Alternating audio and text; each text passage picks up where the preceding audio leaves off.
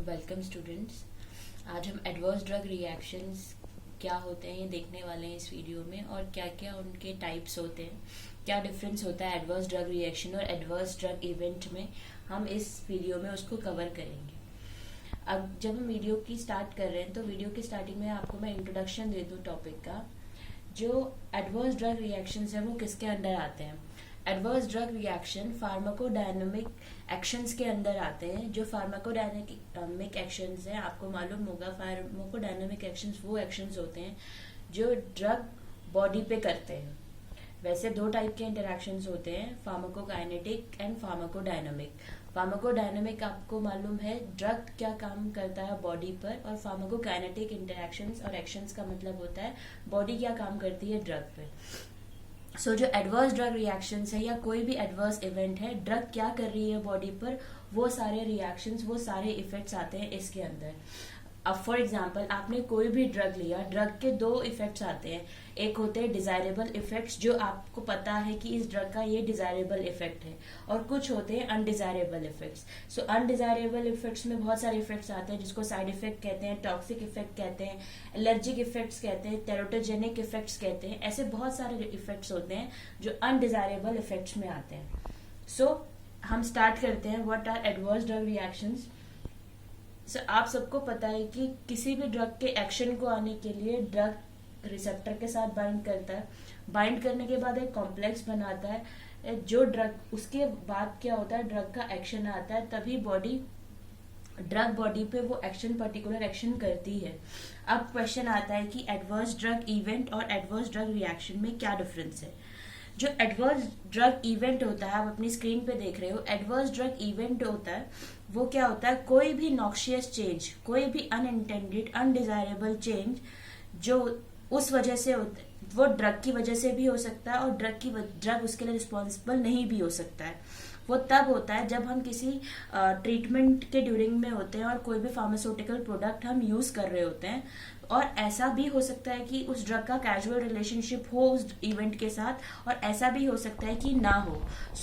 Adverse effect is that untoward medical occurrence that may present during treatment with a pharmaceutical product but which does not primarily have a causal relationship with treatment. Adverse drug event वो event होता है जिसका जो हमारे जो reaction आ रहा है उसमें क्या होता है, ड्रग का रिलेशन हो भी सकता है उस इवेंट के साथ और नहीं भी हो सकता। मतलब वो कोई भी चीज, अगर फॉर एग्जांपल आपको अपने स्क्रीन पे दिख रही है, अगर आप कोई ड्रग कंज्यूम कर रहे हो तो आपको एक आउटपुट निकल कर आया है, एक एक्शन निकल कर आया है कि आपको रैशेज हो रहे हैं।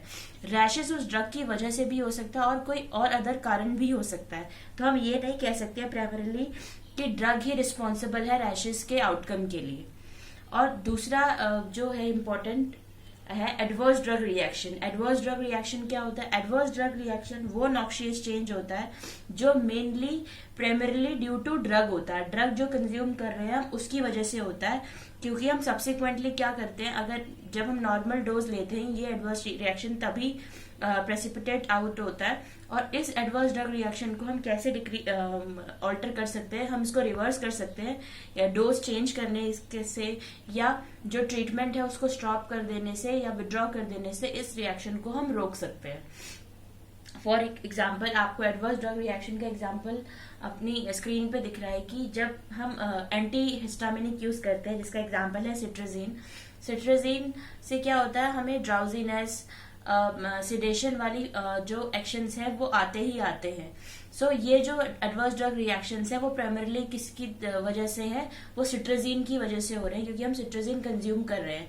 अब ये क्वेश्चन आता है कि ये सारे इफेक्ट्स आते क्यों हैं। ड्रग का एक साइट होता है जहां पर उसको काम करना होता है, लेकिन ड्रग उस साइट पे भी काम करते हैं जहां पर उसको काम नहीं करना होता है। उस वजह से क्या होता है, जो अदर सेकेंडरी इफेक्ट्स हैं वो भी आते हैं एक मेजर थेरेपेटिक इफेक्ट के साथ साथ। एडवर्स ड्रग रिएक्शन की अगर हम क्लासिफिकेशन की बात करें तो एडवर्स ड्रग रिएक्शंस जो होते हैं वो क्लासिफाई होते हैं बहुत सारे टाइप्स से।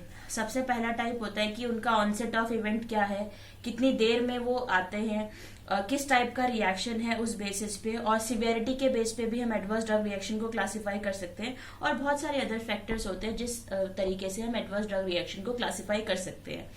तो फर्स्ट है ऑनसेट ऑफ इवेंट, कितनी जल्दी इसका ऑनसेट हो रहा है। अगर एक्यूट बोलेंगे हम उस ड्रग एडवर्स ड्रग रिएक्शन को, अगर 60 मिनट के अंदर adverse drug reaction precipitate out हो रहा है। सब एक्यूट बोलेंगे जब फर्स्ट पहले से 24 आवर्स के बीच में आपका जो रिएक्शन है वो प्रेसिपिटेट आउट हो रहा है। और लेटेंट बोलेंगे जो 2 दिन के बीच में हो।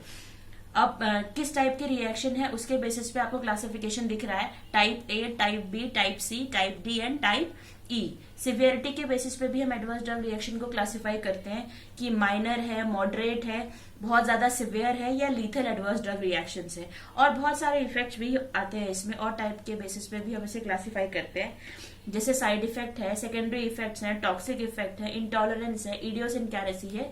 आप सबको मैं ये फर्दर इसी में एक्सप्लेन करूंगी।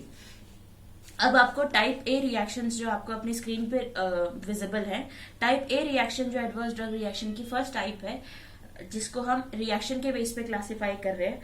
टाइप ए रिएक्शंस वो रिएक्शंस होती हैं जो ड्रग के डोज पे डिपेंड करती हैं, जिसको हम रिवर्स भी कर सकते हैं। रिवर्स किस तरह से कर सकते हैं, हम डोज को डिक्रीज कर देंगे, हम उस ट्रीटमेंट को विड्रॉ कर देंगे या स्टॉप कर देंगे। उससे क्या होगा, जो डोज की वजह से जो भी एक्शंस आ रहे हैं वो क्या होंगे, स्टॉप हो जाएंगे। सो इस टाइप के जो एडवर्स ड्रग रिएक्शंस होते हैं वो रिवर्सेबल होते हैं नेचर में।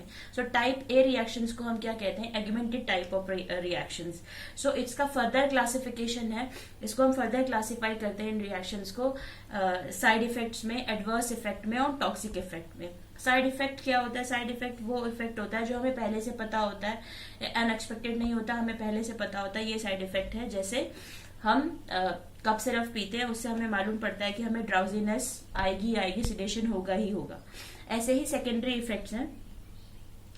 सेकेंडरी इफेक्ट्स वो होते हैं जो प्राइमरी इफेक्ट के अलावा जो भी सेकेंडरी इफेक्ट्स आते हैं, जैसे आपने कोई भी एनासिड्स यूज किया, उस वजह से क्या हो रहा है, आपको गैस्ट्रोइंटेस्टाइनल ब्लीडिंग हो रही है, आपने उसको एज अ पेन किलर ऐसे एनाल्जेसिक यूज किया था, उसकी वजह से आपको क्या हो रहा है, गैस्ट्रोइंटेस्टाइनल ब्लीडिंग हो रही है, that is secondary effect. Toxic effect क्या है, टॉक्सिक इफेक्ट वो इफेक्ट है जब आप ड्रग को मैक्सिमम इफेक्टिव कंसंट्रेशन से ऊपर लोगे तो वो टॉक्सिक इफेक्ट आपके बॉडी में प्रेसिपिटेट आउट होंगी, बॉडी में आपको दिखेंगी वो टॉक्सिक इफेक्ट। सो ये ड्रग के प्रोफाइल पे डिपेंड करता है। अब आता है टाइप बी रिएक्शंस क्या होती है। टाइप बी रिएक्शन को हम बिजारे रिएक्शंस भी कहते हैं, जिसको हम रेयर रिएक्शंस भी कह सकते हैं। जो टाइप बी रिएक्शंस होती हैं वो 2 टाइप में हम इसे क्लासिफाई करते हैं, आप स्क्रीन पे विजिबल है, ड्रग एलर्जिक रिएक्शन और इडियोसिनकैरेटिक रिएक्शन। ड्रग एलर्जिक रिएक्शंस जो होती हैं फर्दर क्लासिफाई हैं 4 टाइप में, type 1, type 2, type 3 and type 4। Drug allergic reactions को हम हाइपर सेंसिटिविटी रिएक्शंस भी कहते हैं। सो जो टाइप 1 रिएक्शन होता है उसको हम एनाफाइलेक्टिक रिएक्शन कहते हैं, जिसका एग्जाम्पल पेनिसिलिन है। Anaphylactic reactions, hyper sensitivity reactions भी कह सकते हैं हम उसको। जो टाइप बी रिएक्शन होती है उसको हम साइटोटॉक्सिक रिएक्शंस कहते हैं, क्योंकि इसमें क्या होता है, जो एंटीजन एंटीबॉडी का कॉम्प्लेक्स बनता है, कॉम्प्लीमेंट्री सिस्टम एक्टिवेट होता है, उसकी वजह से जो भी रिएक्शंस होती हैं वो कम्स अंडर साइटोटॉक्सिक रिएक्शंस। इसका एग्जांपल है फेनिटोइन और कार्बामेज़ेपिन जो है एनीमिया कॉज करती है, इसका एग्जांपल है। जो टाइप 3 रिएक्शन है उसको हम क्या कहते हैं, इम्यून मीडिएटेड रिएक्शंस कहते हैं उसको हम।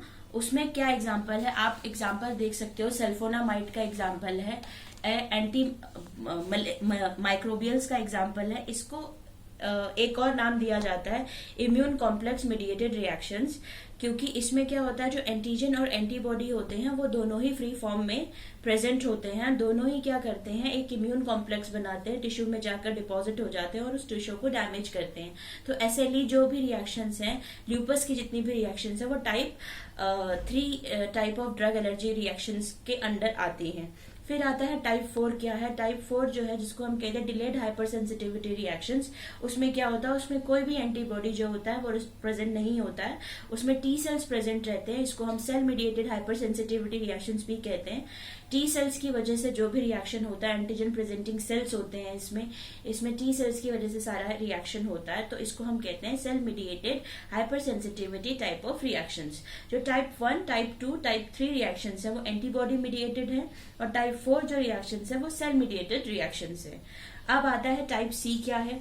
जो टाइप सी रिएक्शंस है वो क्या होते हैं, आप ड्रग को बहुत क्रॉनिकली यूज करते हो, बहुत लॉन्ग टाइम के लिए यूज कर रहे हो, तो क्या होता है, इस टाइप के रिएक्शंस जो होते हैं, टाइप सी टाइप ऑफ एडीआर्स क्या होते हैं, वो हमारी बॉडी में होने लगते हैं। अगर आप किसी भी चीज को प्रोलॉन्ग यूज करोगे, लॉन्ग टाइम के लिए यूज करोगे, फॉर एग्जाम्पल अगर आप एनएसएड्स को बहुत लॉन्ग टाइम के लिए यूज करते हो तो नेफ्रोपैथी वो कॉज करता है।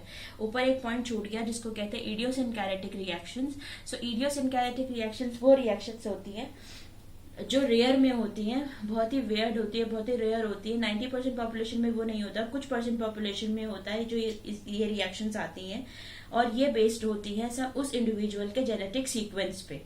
इसका एग्जांपल है, जब आप ओरल कॉन्ट्रासेप्टिव ड्रग कंज्यूम करते हैं तो उसकी वजह से डीप वेन थ्रोम्बोसिस होता है कुछ पॉपुलेशन में, जनरल पॉपुलेशन में नहीं होता, लेकिन कुछ पॉपुलेशन जो होता है जिसमें डीप वेन थ्रोम्बोसिस जो होता है ये देखा गया है।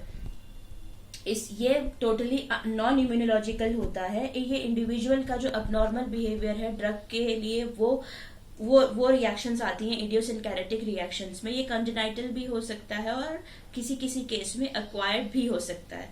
सो जो हाइपर सेंसिटिविटी रिएक्शंस होती हैं, इसका कोई भी रिलेशन नहीं होता डोज और ड्यूरेशन से, इसका कोई भी रिलेशन नहीं है। ये होली सोली डिपेंड करती है इंडिविजुअल के जेनेटिक मेकअप पे। जो टाइप डी रिएक्शंस आप देख रहे हो, टाइप डी रिएक्शंस वो रिएक्शंस होती हैं जिसे हम डिलेड इफेक्ट्स भी कहते हैं।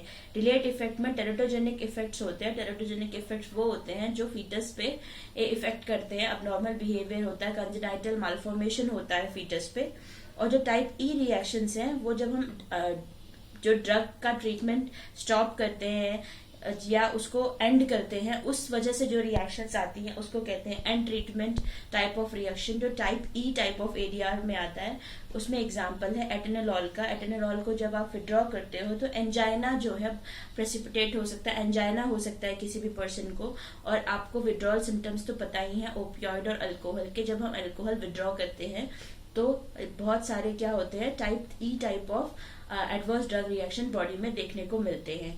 स्टूडेंट्स, आज हमने इस लेक्चर को जनरली पढ़ा कि क्या क्या टाइप के एडवर्स ड्रग रिएक्शंस प्रेजेंट होते हैं और उनके फर्दर क्या क्या टाइप्स होते हैं, और एडवर्स ड्रग रिएक्शंस और एडवर्स ड्रग इवेंट में क्या क्या फर्क है।